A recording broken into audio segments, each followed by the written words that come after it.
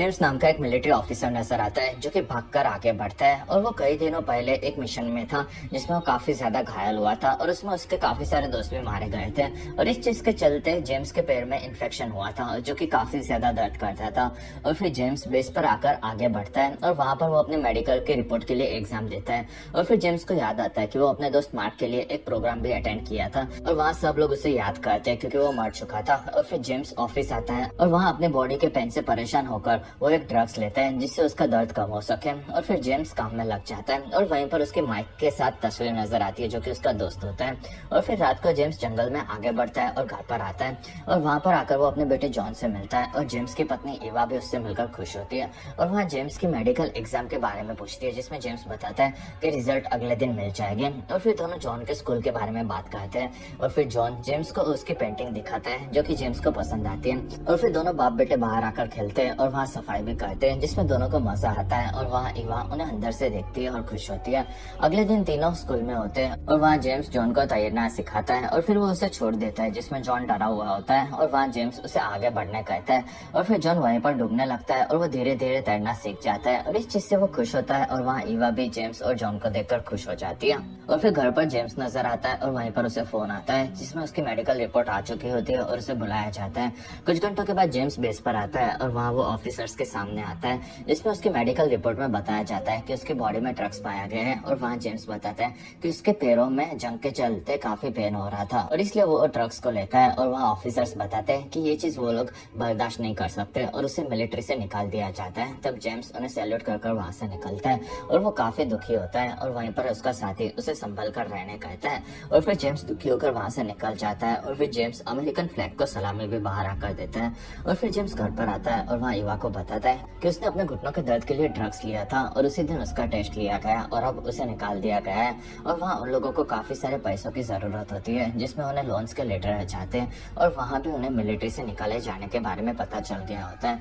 और वहाँ जेम्स बताता है कि वो कॉन्ट्रैक्ट पर प्राइवेट एजेंसी के लिए काम कर सकते हैं जिसमें इवा उसे हाँ बोलती है। और फिर रात को इवा काम से घर पर आती है और वहाँ जेम्स ऊपर चीजें ठीक कर रहा होता है और जॉन सो चुका है ये वो बताता है। और वहाँ इवा जेम्स को नीचे बुलाती है जिसमें इवा बताती है कि जेम्स का दोस्त मैसन मर चुका है और इस चीज से वो दुखी होता है और वो नीचे आता है जिसमें वहाँ इवा भी दुखी होती है। और वहाँ इवा बताती है कि मैसन भी कॉन्ट्रैक्ट पर काम करता था और ये चीज जेम्स को भी पता होती है। और फिर जेम्स को याद आता है कि उसके पिता उसके हाथ पर जबरदस्ती अमेरिका का फ्लैग का टैटू बनवाया था और इस चीज से वो खुश थे। अगले दिन जेम्स मैसन की कवर पर आता है और वहाँ उसका दोस्त माइक आकर उसे मिलता है जिसमें माइक भी कॉन्ट्रैक्ट पर काम करता है। और वहाँ माइक बताता है कि उसे मैसन नहीं पसंद था जिसमें जेम्स हंसता है। असल में तीनों आर्मी में एक ही टुकड़ी में काम किया करते थे और वहाँ दोनों ठीक है एक दूसरे को बताते हैं। और वहाँ माइक बताता है कि मैसन नींद में मारा गया और वो जेम्स को अपने साथ आने कहते हैं। और फिर दोनों वहाँ से निकलते हैं और फिर दोनों माइक के घर पर आते हैं और वहाँ माइक की पत्नी और बेटे से जेम्स मिलता है और उसका घर काफी आलीशान होता है और वहाँ माइक खुश होता है। और फिर जेम्स माइक और उसके बेटे के साथ बाहर खेलता है जिसमें वो लोग खुश होते हैं। कुछ देर के बाद वो लोग खाना खाते हैं और वहाँ माइक के बेटे को जेम्स बताता है कि माइक उसका बॉस था और वो हमेशा साथ में रहा करते थे, ये माइक बताता है। और वहाँ जेम्स ने कई बार उसकी जान बचाई होती है, ये माइक का बेटा उसे पूछता है जिसमें जेम्स हाँ बोलता है। और फिर जेम्स और माइक दोनों बात करते हैं और वहाँ माइक अपने बेटे के भविष्य के लिए चिंतित है ये बताता है। और फिर माइक जेम्स के बारे में पूछता है जिसमें वो ठीक है ये बताता है। और फिर माइक उसे बोलता है कि वो अपने बच्चों को जो चाहिए वो दे रहा है। और वहाँ जेम्स को अब अपने भविष्य का टेंशन है ये बताता है जिसमें माइक उसे अपने साथ कॉन्ट्रैक्ट पर काम करने कहता है। और वहाँ जेम्स इस बारे में सोचता है जिसमें माइक बताता है कि उन्हें सिर्फ 5-6 दिन काम करना होगा और फिर उन्हें काफी सारे इस चीज से पैसे मिलेंगे और ये काम मिलिट्री जैसा ही है। और वहाँ जेम्स इस काम के लिए तैयार हो जाता है जिसमें माइक खुश होता है। असल में जेम्स को भी काम की काफी जरूरत होती है और माइक उसे अगले दिन मिलने कहता है। और फिर अगले दिन दोनों शहर से बाहर आते हैं और वहाँ एक फार्म हाउस की तरफ आगे बढ़ते हैं और वहाँ माइक को वो लोग जानते हैं इसलिए अंदर आने लेते हैं। असल में वो जगह मिलिट्री के ऑफिसर रस्टी की होती है जो कि रिटायर हो चुका होता है और वो अपने साथ दूसरे मिलिट्री वालों को प्राइवेट मिशन पर काम करवाता है जिसमें वो लोग दूसरे देशों में मिशन पर भेजते हैं। और वहाँ माइक और जेम्स आगे बढ़ते हैं और वहाँ सब लोग काम में लगे होते हैं। और फिर दोनों जाकर रस्टी से मिलते हैं और वहाँ माइक को उसका सामान लेने भेजा जाता है।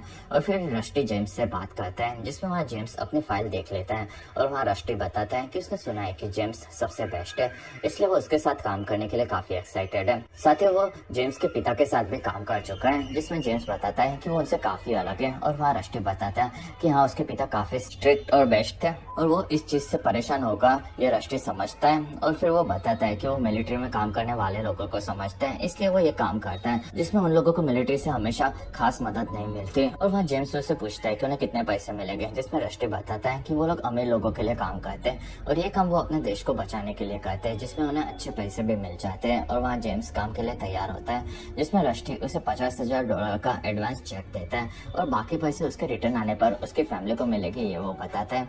और फिर जेम्स वहाँ से घर पर आकर इवा से बात करता है और वो अब कॉन्ट्रैक्टर का काम करेगा ये बताता है। और वहाँ इवा को वो चेक देता है और उसका काम वो 1 हफ्ते में खत्म करके वापस आ जाएगा ये बताता है। तब वहाँ इवा बताती है कि ये कॉन्ट्रैक्टर का काम काफी खतरनाक है और वो उसे अपना ध्यान रखने कहती है।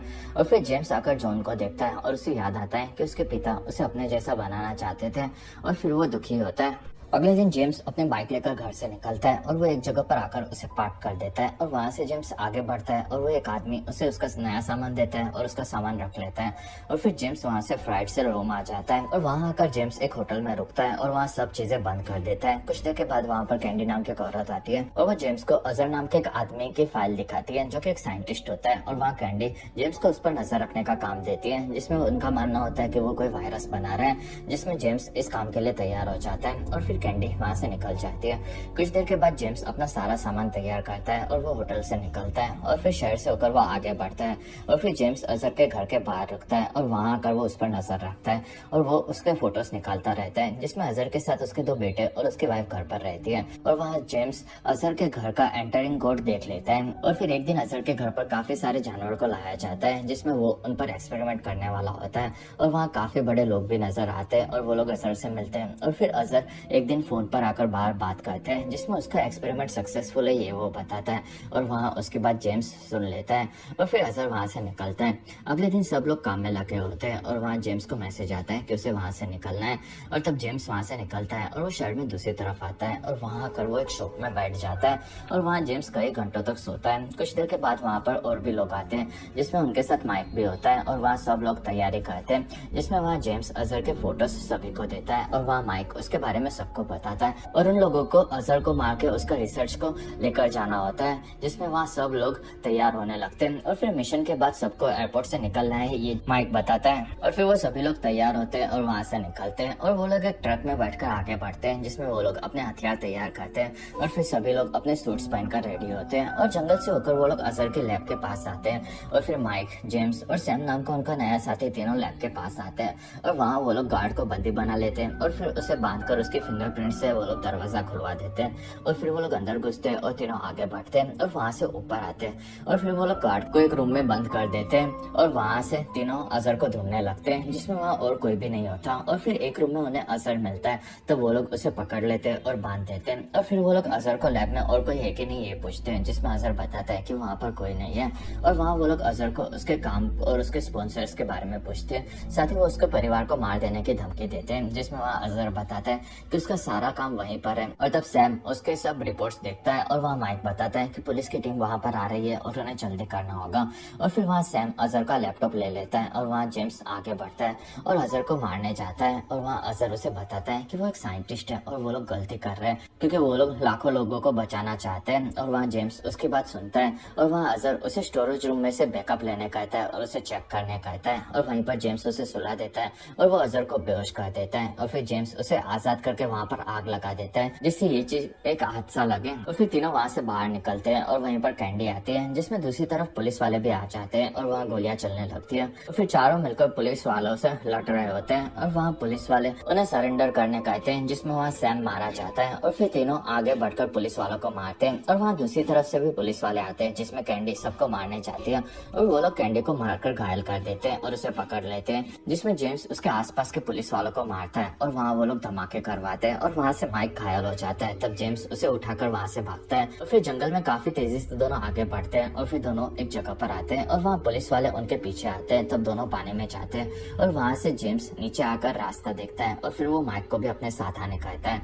और फिर दोनों नीचे टनल से होकर आगे बढ़ते हैं और दूसरी तरफ ऊपर आते हैं और वहाँ ऊपर फूलों के कटरे में पहुँचते हैं और वहाँ जेम्स माइक का घाव देखता है और वो उसके मरहम पट्टे कहता है। और वहाँ उन लोगों के पास लैपटॉप है ये माइक बताता है और वो जेम्स को काम खत्म करने का कहता है और वहाँ से निकलने कहता है, जिसमें जेम्स उसके बिना नहीं जाएगा ये बोलता है और वहाँ वो उसे बचा कर रहेगा ये बताता है, जिसमें दोनों वहीं पर आराम करते हैं और जेम्स भी वहीं पर सो जाता है। दूसरी तरफ शहर में इस चीज के बारे में सबको पता चल गया होता है और काफी सारे लोग अजहर की लैब के बाहर दिखते हैं, जिसमें उन्हें पता चल जाता है कि दूसरे देश के किसी एजेंट्स ने उनके लोगों पर हमला किया है और जंगल में सैनिक भी उन लोगों को ढूंढ रहे होते हैं। और फिर माइक और जेम्स बात कर रहे होते हैं, जिसमें दोनों को वहाँ से निकलना होता है और वहीं पर जेम्स के पैर में फिर से दर्द शुरू हो जाता है और वहाँ माइक को वो निकलने कहता है, साथ ही वो अजहर की सारी रिसर्च को लेकर जाने कहता है और वहाँ जेम्स कल तक वहाँ पहुंचेगा ये बोलता है, जिसमें माइक अगले दिन उसे लेने वापस जरूर आएगा ये बताता है और वहाँ जेम्स हाँ बोलता है और तब माइक वहाँ से निकल जाता है और वो पानी के रास्ते से ऊपर आता है और आगे बढ़ता है। और फिर जेम्स पूरा एक दिन सोता है और फिर उसे याद आता है कि उसके पिता उसे लेकर समुद्र के किनारे पर जाते थे और वहाँ पर माइक नहीं आया होता है। इस चीज से वो परेशान होता है और फिर वो भी वहाँ से निकलता है और वहाँ उसे अजहर की बातें भी याद आती है और इस चीज का पता लगाना वो चाहता था। और फिर जेम्स वहाँ से जंगल की तरफ आगे आता है और वहाँ पर अपनी गन निकालता है और वहीं पर जेम्स को गोली की आवाज आती है। तब वो आगे देखते हैं, जिसमें वो एक लड़का शिकार कर रहा होता है और वहाँ उसके साथ उसके पिता भी होते हैं। और तब जेम्स उस आदमी की कार के पास आता है और उसमें से खाना और कपड़े ले लेता है और फिर रात तक जेम्स जंगल में ही रहता है। और फिर सब शांत होने पर वो वहाँ से निकलता है और जेम्स शहर में आगे आता है और फिर वो एक होटल में आता है और वहाँ रिसेप्शनिस्ट उसे उसका पासपोर्ट वापस देती है। और फिर जेम्स अपने रूम में आकर सब चीजें देखता है और वहाँ पर जेम्स को एक लेटर मिलता है, जिसमें उसे वापस आने के लिए और रस्टी को कांटेक्ट करने के लिए कहा गया होता है। और फिर जेम्स वहाँ अपना पासपोर्ट देखता है और फिर वो बाथटब में आकर सो जाता है, जिसमें जेम्स काफी डरा हुआ होता है। और फिर वो बाहर आता है और तैयार होता है और वहाँ जेम्स काफी सारे ड्रग्स लेता है जिससे उसका दर्द कम हो जाए। और फिर जेम्स तैयार होता है और वहाँ से निकलता है और वहाँ से जेम्स एक ट्रेन स्टेशन पर आता है और वहाँ से आगे बढ़ता है और फिर एक शॉप में आकर जेम्स 2 मोबाइल्स लेता है। और फिर जेम्स रस्टी को फोन लगाता है और वो सेफ है ये बताता है और वहाँ रस्टी उसे अपनी टीम भेज रहा है ये बताता है, जिसमें जेम्स को उस पर खास भरोसा नहीं होता। और वहाँ रस्टी उसे ब्रिज के पास मिलने कहता है। तब जेम्स वहाँ पर पहुंच जाता है और वहाँ वो रस्टी को फिर से फोन लगाता है और बताता है, जिसमें रस्टी उसे आसपास में एक BMW देखने कहता है और जेम्स को वो मिल जाती है। तब रस्टी जेम्स को उसमें बैठने कहता है और वहाँ जेम्स माइक के बारे में पूछता है, जिसमें रस्टी कुछ भी नहीं बताता। और वहाँ जेम्स को लगता है कि उन्होंने माइक को खत्म कर दिया होगा और तब वो भड़क जाता है और वहाँ रस्टी उसे कार में बैठने कहता है। तब जेम्स वहाँ से निकलता है और वहीं पर बाइक पर काफी सारे लोग आते हैं और जेम्स पर हमला करते हैं, जिसमें जेम्स नाले में कूद पड़ता है और वहाँ से वो ऊपर आकर आगे भागता है और जेम्स पर वहाँ पर आकर सब हमला करते हैं। तब उसके पीछे बाइक लेकर गुंडे आ जाते हैं और वहाँ जेम्स आगे बढ़ता है और वो बाइक वालों को मारकर गिरा देता है और फिर वो उनकी गन लेकर एक जगह पर छुप जाता है और वहाँ से जेम्स को टनल का एक रास्ता मिलता है। तब वो अंदर घुस जाता है और वहाँ अंधेरा करके वो एक जगह पर छुपता है। कुछ देर के बाद वहाँ पर बाकी गुंडे आते हैं। तब जेम्स उन्हें पकड़ लेता है और जेम्स दोनों से लड़ता है और फिर दोनों में से एक को वो मार देता है और फिर जेम्स दूसरे के पास आता है, जिसमें वो घायल होता है और वो भी जेम्स की तरह एक अमेरिकन मिलिट्री सैनिक होता है। और वहाँ जेम्स उसके मिशन के बारे में पूछता है, जिसमें वो बताता है कि उन्हें 2 आदमी को मारने का मिशन मिला था और उनमें से एक मर चुका है, जिसमें दूसरा जेम्स है। और वहाँ जेम्स चौंक जाता है और फिर गुंडा जेम्स को एक कोड देता है और वो बताता है कि रस्टी सच्चे लोगों को हमेशा मरवाई देता है और वो काफी ज्यादा पैसों की लालच देता है और वो वहीं पर मारा जाता है।